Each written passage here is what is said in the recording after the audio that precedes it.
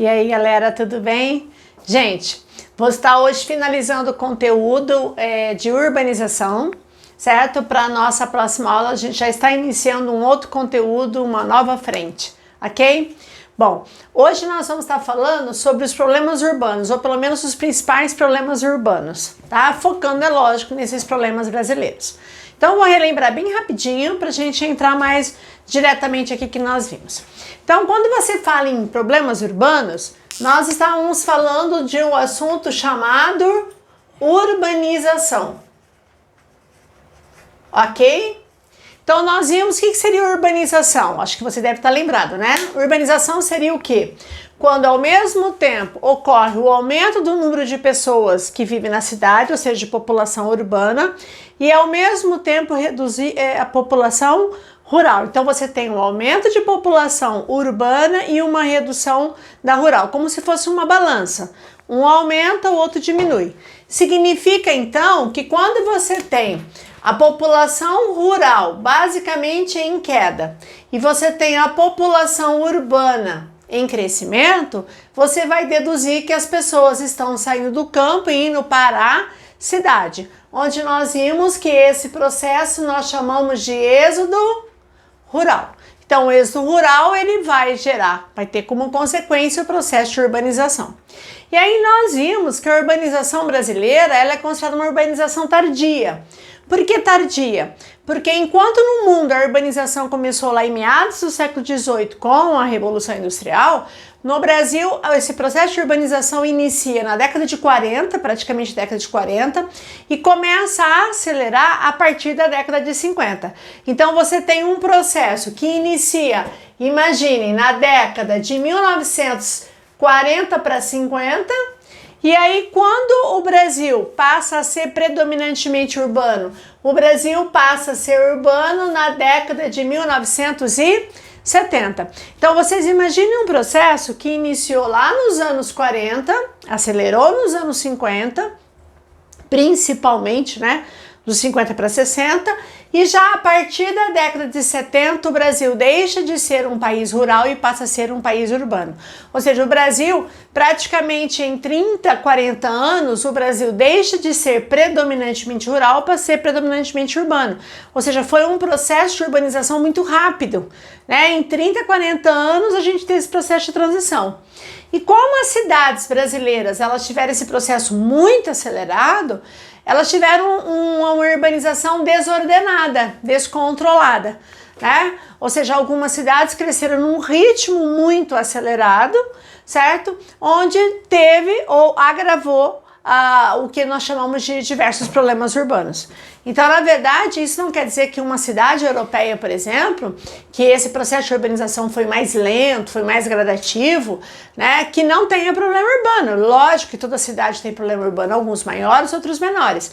Porém, o que a gente observa? Que quando a cidade ela cresce sem organização, sem um planejamento urbano, ela cresce de uma forma desordenada. E aí os diversos problemas sociais, econômicos, ambientais e tudo junto acaba se agravando. É lógico que também você não pode esquecer que quanto maior a cidade, de maneira geral, maior será o seu problema. Até mesmo porque, ainda mais se ela for uma grande cidade, uma grande metrópole, que ela cresceu de forma desordenada. Você vai ter uma quantidade muito grande de habitantes, né? As necessidades vão ser diferentes, automaticamente também os problemas acabam sendo muito maiores do que uma cidadezinha de interior. Né? Até mesmo com uma cidadezinha interior, o número de pessoas é bem menor, as necessidades a serem atendidas vão ser menores, então automaticamente você tem problema, mas o problema vai ser muito menor, tá? O que nós vamos focar aqui, gente? Eu vou focar aqui os principais problemas e algumas expressões, alguns conceitos que aparecem bastante. Algumas coisas eu não vou dar muito enfoque, por exemplo, no problema ambiental, porque a hora que a gente chegar lá na questão ambiental, a gente volta novamente a detalhar sobre isso. Tranquilo? Então vamos lá. Primeira coisa, pessoal, um dos piores problemas que nós vamos ter na cidade, o que a gente começa a imaginar? Primeiro, o cara vai embora para a cidade, abandonou o campo, chamado êxodo rural, certo? Nós vimos que a cidade que mais vai atrair essa população vão ser as grandes metrópoles, as grandes cidades. Aí vai acontecer o que nós chamamos de metropolização. Nós já vimos isso. Essas grandes cidades, elas crescem cada vez mais porque elas se tornam as mais atrativas. Diferente o que tem acontecido nos últimos anos. Nos últimos anos, praticamente na última década, está tendo o processo que a gente chama de desmetropolização. As pessoas, elas estão indo mais, elas estão migrando, elas estão indo morar mais em cidades de porte médio. Porque a pequena não tem grande estrutura, a grande é essa loucura. Então ele prefere muitas vezes ir morar numa cidade de porte médio, onde ela tem uma certa infraestrutura, que vai atender a minha necessidade, mas também ela tem algo chamado qualidade de vida que as pessoas acabam procurando. Mas as grandes cidades, as grandes metrópoles, inclusive as grandes cidades brasileiras, elas foram e ainda não deixa de ser ainda, de certa forma, atrativa. Então as pessoas acreditam que indo para lá, ela vai ter oportunidade. E aí ela se depara com o primeiro problema. Qual é o primeiro problema? A questão do desemprego ou do subemprego. Então, ou ela fica desempregada, ou ela vai ficar subempregada, onde ela vai muitas vezes fazer algum tipo de bico para sobreviver, para bancar todo o seu custo de moradia, de alimentação e suas necessidades. E aí, a partir do momento que você está desempregado ou subempregado, o primeiro grande problema que vai estourar é essa questão de quê? É a questão de moradia, né? Aonde que eu vou morar, certo? Então eu vou ter que ou ter condições financeiras de ter a minha própria moradia, que a grande maioria não tem, ou eu vou ter que ter condições financeiras de pagar um lugar, um aluguel, alguma coisa para eu morar. E aí o que a gente observa? Que a moradia passa a ser um dos grandes problemas urbanos que acaba puxando uma série de outros problemas. Então, o que a gente observa muito, né, nessa questão de moradia nas grandes cidades? Vai ocorrer o que a gente chama de segregação socioespacial. Gente, essas expressões, elas são muito citadas, socioespacial, socioeconômico, socioambiental, ela é muito citada e ela é muito, assim, cobrada, principalmente no Enem. Ok? No Enem, eu falo assim que problemas urbanos é um grande alvo de conteúdo, né? Urbanização e problemas urbanos no Enem. Porque, na verdade, ele vai retratar todo um processo que faz uma relação econômica com a industrialização brasileira e vai mostrar uma série de problemas que a própria população passa. Então, a primeira coisa, pessoal, é essa questão da segregação socioespacial. O que seria essa segregação? Segregação é separação, onde eu vou separar dentro sócio, né? A população, sociedade em si, espacial, o lugar na cidade, onde basicamente o meu poder aquisitivo, a minha condição financeira vai determinar aonde eu vou morar, ok? Ou basicamente quase que determina ou determina diretamente onde eu vou morar. Então o que a gente vai ter? Se eu não tenho condições de morar ou de pagar condição de pagar um aluguel de uma casa ou de morar num bairro melhor, a minha única saída vai ser morar o quê? Naquele lugar que ninguém quer.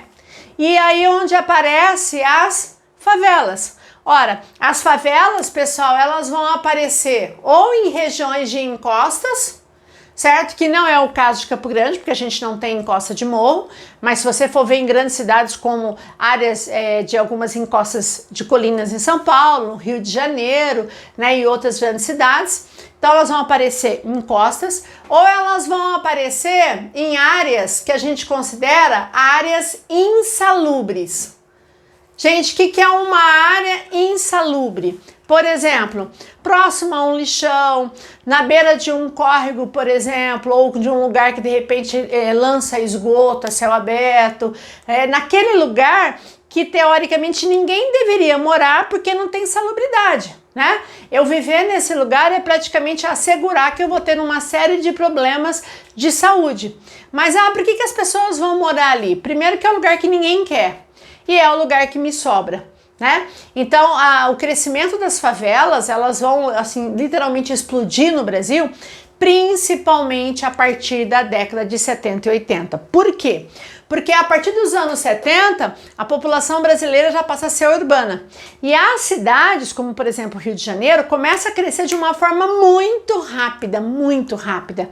Né? Essas cidades atraem muita gente.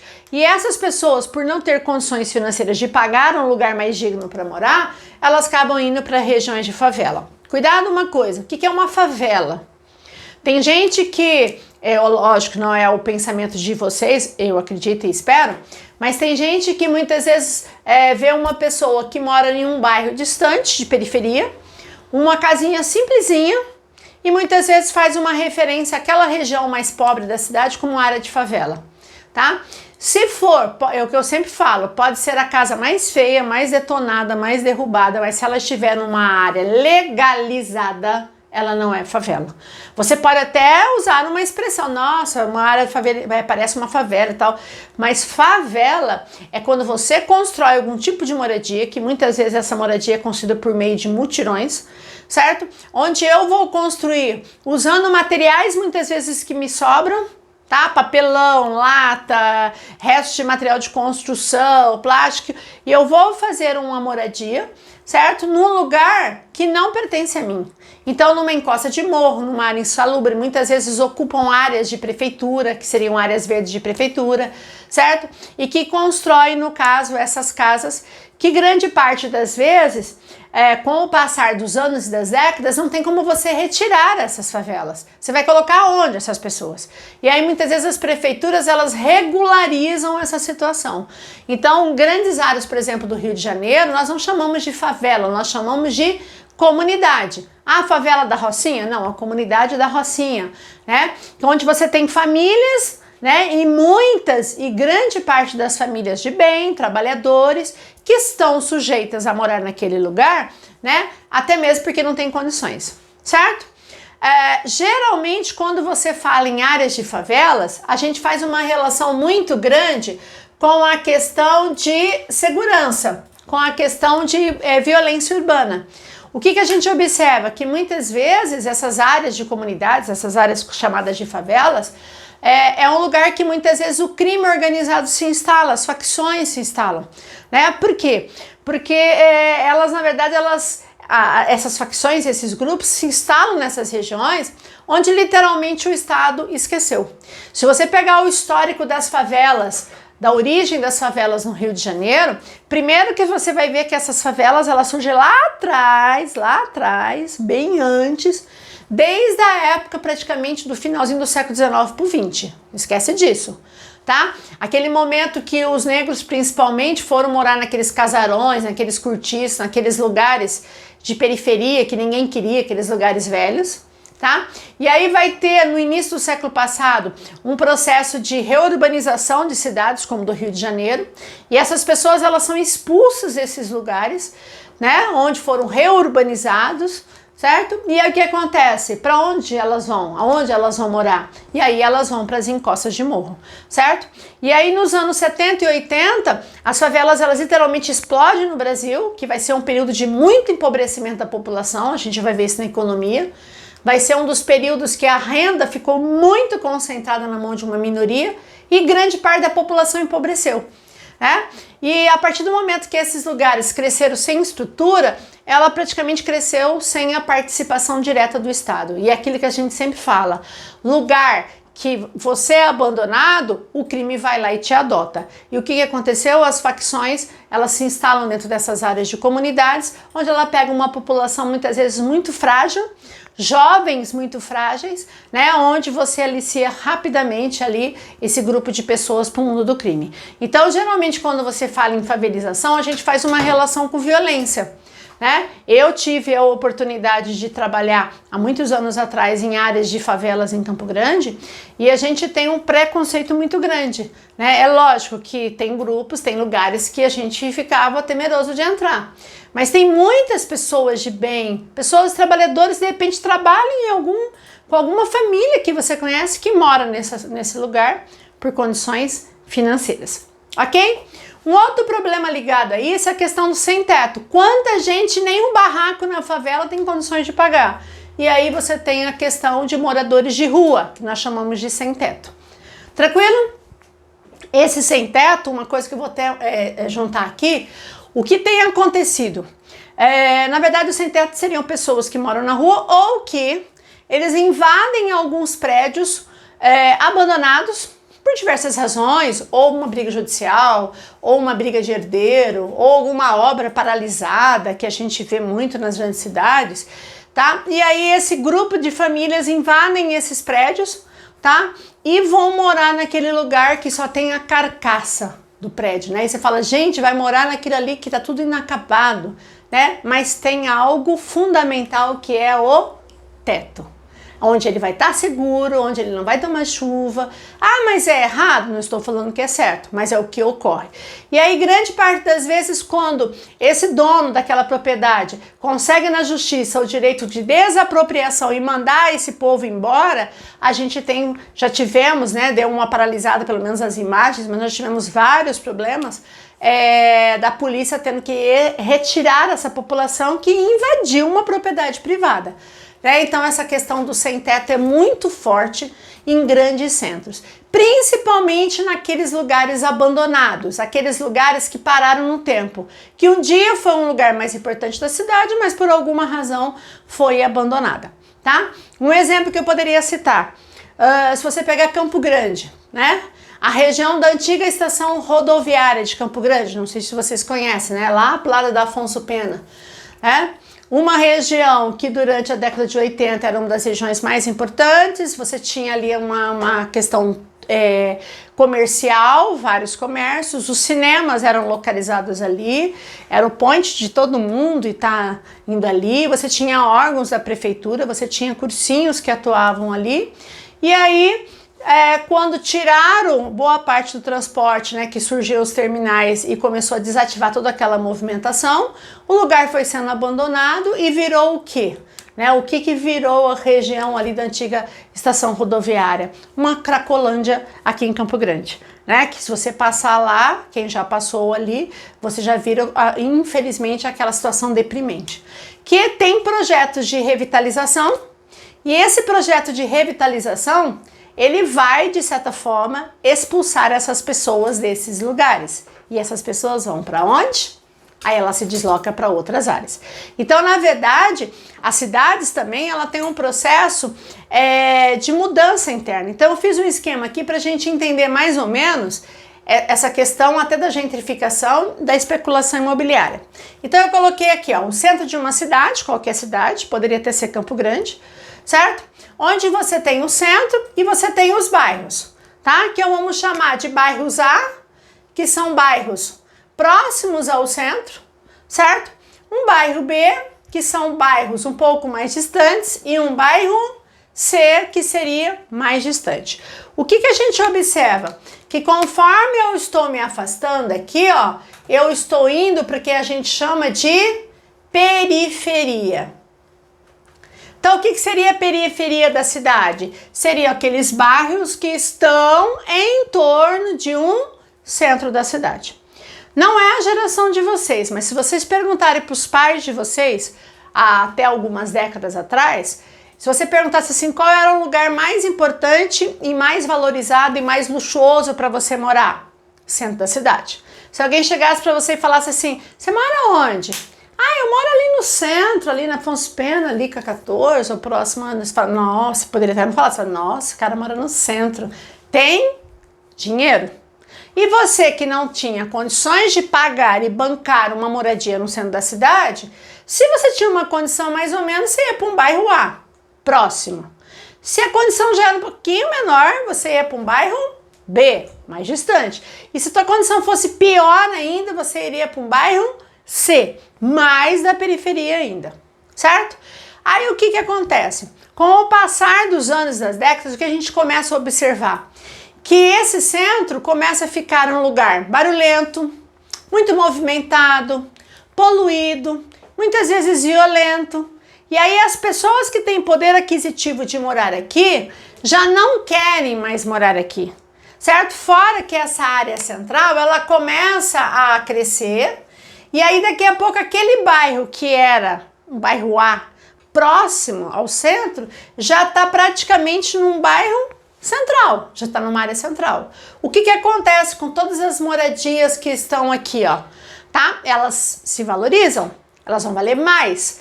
E aí, muitas vezes, você morava nesse bairro aqui, antes você conseguia morar nesse bairro A aqui, certo? A partir do momento que cresceu a cidade, valorizou, se tornou muito mais caro. E aí, por diversas razões de custo, muitas vezes você não tem mais como bancar morar ali. Aí você acaba saindo e migrando para uma área mais distante. O que a gente está vendo? A gente vê que quando o desenvolvimento e a cidade vai crescendo, você vai tendo o que a gente chama de especulação imobiliária. As pessoas começam a valorizar demais aqueles terrenos, aquelas casas, e você muitas vezes não tem condições de pagar, até mesmo porque um IPTU daí vai ser muito mais caro, porque você está numa área mais nobre, você está numa área central, que tem toda uma infraestrutura, e aí você acaba sendo obrigado a ir para bairros mais distantes, certo? O que a gente observou nas cidades nas últimas décadas? Que o centro da cidade parou no tempo. Então hoje, se você pegar uma pessoa que tem poder aquisitivo e falar, você vai morar onde? Você vai morar no centro? Ninguém quer morar no centro. Você quer morar ali no centro da 14? Você não quer morar ali, certo? Você vai morar num outro lugar que tenha condições e tenha qualidade, certo? E o que tem acontecido? O centro parou. Então, se você pegar, por exemplo, qual foi uma das políticas da revitalização do centro de Campo Grande? Virou um lugar velho, feio, abandonado, ainda tem lugares abandonados, como na região da Calógeras, perto da antiga estação ferroviária, tá? Um lugar que os imóveis ali desvalorizaram, porque virou um lugar de pedinte, de usuário de droga, um lugar feio, pichações e tal, certo? E aí o que acontece? Você tem uma outra clientela que vai morar muitas vezes naquela região. Aí se de repente dá um boom, reurbaniza, vira uma coisa legal, se torna um lugar mais valorizado, aquelas pessoas elas são obrigadas a ir para um outro lugar. Isso é o que a gente chama de gentrificação, tá? Então a gentrificação é um processo que quando um lugar ele é reurbanizado, quando aquele lugar ele é valorizado, quando aquele lugar tem uma especulação, aquele morador local, de certa forma, ele é obrigado, ele é expulso daquela região, expulso, né, por diversas razões, para aquela região vai morar num outro lugar. Por quê? Porque toda aquela área passa a ter uma nova estrutura, uma nova valorização de ação imobiliária, certo? O que algumas prefeituras estão fazendo? Estão tentando revitalizar o centro para tentar trazer moradores para o centro da cidade. Se você pegar o centro velho de São Paulo, né, a parte histórica de São Paulo, é o centro que praticamente virou uma coisa horrorosa, feia, né? E aí o que tem vários projetos de você revitalizar alguns prédios, alguma coisa, para você trazer moradores de áreas distantes para morar no centro, porque eu reabito, eu acabo dando vida e até mesmo mais cuidados para aquela região, ok? Bom, aí tem um outro detalhe importante. Você que morava ali no centro, tá? Você que tem condições econômicas, você não quer mais morar ali. E aí você tem ali um bairro, sei lá, longe, lá que ninguém queria morar. Longe pra caramba, distante, não tinha nada, sem estrutura, sem asfalto, sem nada. E aí, por alguma razão, certo? Por alguma área de repente interessante, eu resolvo criar aqui, ó, um condomínio fechado, tá? Um condomínio fechado, um Alphaville da vida. Aí o que acontece? A partir do momento que você cria um condomínio, quem vai morar nesse condomínio? Né? Vai morar aquelas pessoas que têm maior poder aquisitivo e têm condições de bancar isso. Só que esse condomínio, ele não vai estar no centro da cidade. Você pode ver que os grandes condomínios não estão no centro, eles estão em lugares distantes. Ai, mas é muito distante. Ora, para essa pessoa a questão de transporte vai ser problema? Não. Só que aí o que acontece? A partir do momento que esse condomínio se instala ali, o que ele vai fazer com esse bairro C aqui, ó? Tudo que tiver na região do bairro C vai ser valorizado. Um terreno aqui vai ser muito mais caro. Você pagar o IPTU aqui vai ficar mais caro porque valorizou o lugar. Tudo começa a ficar mais caro. Algumas pessoas ganham com isso. Poxa, agora eu moro num lugar super valorizado. Mas tem outras pessoas que não conseguem mais bancar esse custo, sai daqui e vai morar de repente para uma área de um novo bairro que vai surgir mais distante. Ou seja, cada vez ele vai mais parar periferia. Por isso que a gente chama de segregação socioespacial. O poder aquisitivo determina basicamente aonde as pessoas vão morar, tá? Ou pelo menos interfere. Isso vai trazer um outro problema. Quanto mais distante ela viver, ela vai ter o problema de transporte, que é a questão aqui, ó, de mobilidade urbana, né? Um assunto muito falado, inclusive até muito citado até mesmo como tema de redação. Essa questão de mobilidade urbana, ela passa a ser muito séria, porque cada vez que a população ela tem que morar mais distante, mais na periferia da cidade, ela passa a ter problema de custo. Ela vai gastar muito mais agora, ela vai ter que pagar quantos transportes? Aí a necessidade de ter transporte integrado. Muitas vezes ela vai ter que pegar um ônibus para ir até um terminal de trem, aí ela desce num trem, ela vai descer numa estação de metrô, certo? Ele vai pegar um metrô que vai descer em determinado lugar, ainda ela vai caminhar não sei quantas quadras para chegar no trabalho, certo? Na volta vai fazer a mesma coisa. Então isso significa custo, isso significa tempo gasto. Quanto tempo essas pessoas vão perder no transporte, certo? Quanto tempo, né? E esse tempo, quando você fala o tempo gasto, a gente está falando em relação à distância que ela vai percorrer, né? Ainda Campo Grande ainda não é tão desesperador, mas tem bairros que uma pessoa mora numa cidade, na cidade, não estou falando na grande São Paulo, na cidade de São Paulo, que o cara demora 3 horas, tem que sair de média 3 horas antes do trabalho para ele poder chegar no horário. Né, que ele vai pegar 2, 3, 4 conduções, certo? Para ele chegar. Aí quem já andou de transporte público numa grande cidade como São Paulo e Rio de Janeiro deve ter observado. As pessoas elas entram, a primeira coisa que elas procuram é um lugar para sentar. Elas complementam a hora de sono, elas dormem, algumas leem, algumas estudam. Você faz tudo dentro do transporte, porque você vai perder muitas vezes horas do seu dia. E se você pensar nisso, o tempo que você gasta, você já chega cansado no seu trabalho, você chega desgastado, então o teu rendimento cai, certo? Aí o que acontece? Para você tentar diminuir esse problema, para não ter que pegar 2, 3, 4 condições, tá? Ou muitas vezes em relação a custo, eu sou obrigado a ir a pé. De repente o dinheiro que eu vou gastar nesse ônibus, eu vou fazer uma caminhada, sair mais cedo, eu vou a pé até tal estação e pego lá um trem, né? Então ele faz transporte a pé. Alguns que podem ter condições ou a distância assegura, vão de bicicleta, né? Então você acaba tendo todo um problema de transporte. Sendo que quem está numa região privilegiada ou quem tem um poder aquisitivo, o transporte você pode perder tempo, mas você está no seu transporte individual. Aí o que acontece? A partir do momento que eu tenho isso aqui, ó, vai afetar todo o transporte coletivo, que é o melhor, que deveria ser o melhor. Porque você transporta uma grande quantidade de pessoas de uma vez só, certo? Então você diminuiria uma série de problemas, como poluição, como congestionamento, né? Mas infelizmente a gente não tem um transporte público coletivo de qualidade. Aí as pessoas elas vão para o quê? Para o transporte individual. E aí o que acontece? Agrava toda a questão de congestionamento, aí você vai perder mais tempo ainda no trânsito, você vai ter que sair mais cedo ou chegar mais tarde, né? Então, essa questão de mobilidade urbana, ela não é apenas a distância que você faz, é tudo que está envolvido, todo o tempo que você perde para ir, para voltar, todo o desgaste físico e mental, tá? É que nem nós estamos vendo essa questão do Covid, por exemplo, grandes cidades como São Paulo, fazendo um sistema de rodízio de placas, né, para tentar diminuir o transporte individual, para que as pessoas não saiam, ou pelo menos para tentar fazer com que as pessoas fiquem em casa. Mas as pessoas têm que sair para trabalhar, aí elas vão cair aonde? No transporte coletivo. Aí você vê o metrô superlotado, você vê os ônibus superlotados e a segurança dessas pessoas. Então, quer dizer, é um problema muito sério, né? Que essa questão de local de moradia vai afetar diretamente a questão de transporte. Outra coisa, em relação a todos os problemas estruturais. Quanto pior o lugar para você morar, geralmente você não tem saneamento básico.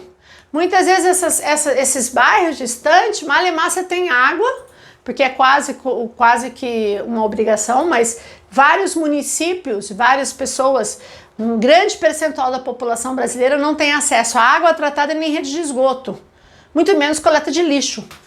Então, quanto mais você mora num lugar com pior condição, você não tem nenhuma estrutura de saneamento, ou o que tem é falha, você não tem estrutura de saúde, muitas vezes você não tem um posto de saúde para te atender, as escolas muitas vezes estão distantes aonde essas crianças moram, então você tem que se deslocar para a escola.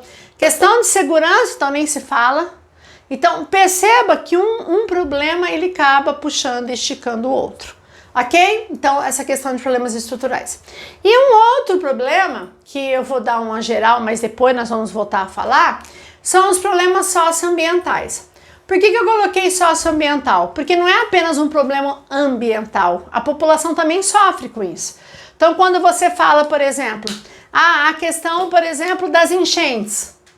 É um problema só ambiental? Mas e a população que perde tudo?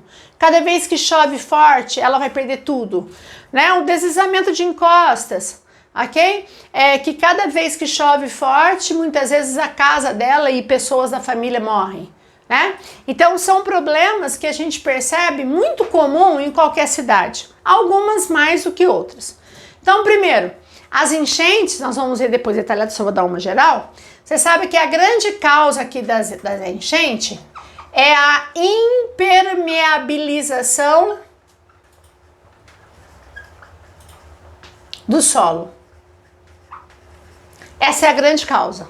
A verdade, a cidade cresce de tal maneira e ela ocupa todos os espaços, inclusive as margens dos córregos.